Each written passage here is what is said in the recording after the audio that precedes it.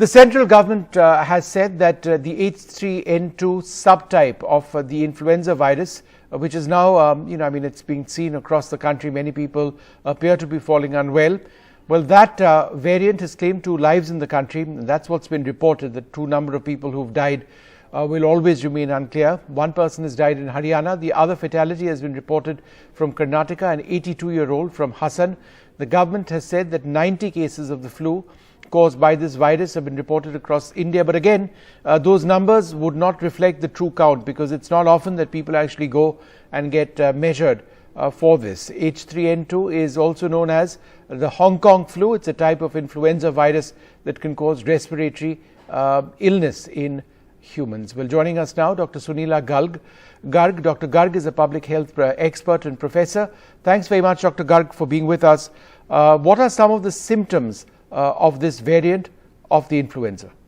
Thank you, Vishnu. Unlike other, respiratory viruses, this virus also basically, as you said, that this is H3N2 and it is more severe version of H1N1. So basically when it affects the respiratory tract, so it has got the same thing like fever, sore throat, difficulty in swallowing. People may have severe muscle aches and cramps and all that. But most important part is symptoms vary from children to elderly.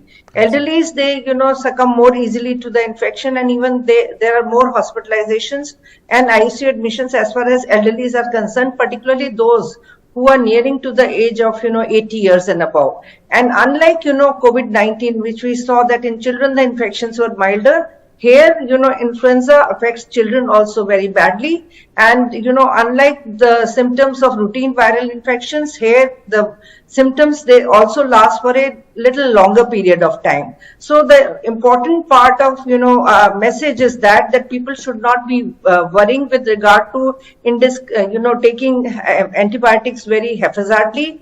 We should wait and also see that this infection is going to subside, but they should watch their symptoms very, very carefully. That means and COVID has taught us how to do that. That means watch your oxygen levels. If it is less than 95, we have to consult a physician. And if it is less than 90, then let the, physicians take the decision about, ICU admissions and all that. So these are some of the symptoms, but we need to be watchful. We need to be careful. And this year it is more of a concern because we have gone through the whole pandemic of COVID.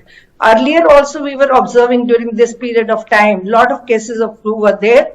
And that's where WHO meets in February and it meets in September every year, because there are circulating strains. Now we are getting H3N2.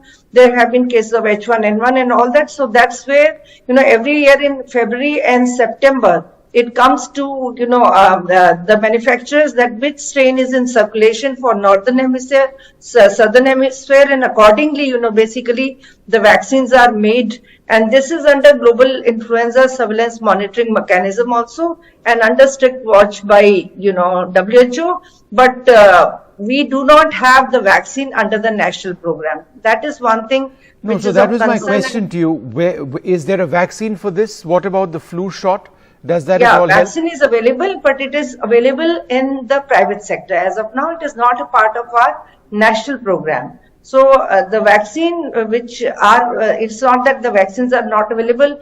Companies like Abbott, GSK and all are manufacturing these vaccines. Above 9 years, it is a single dose. Less than 9 years, it is 2 doses are given. All right, Dr. Garg, thank you very much for sharing those details with us. Thanks very much indeed.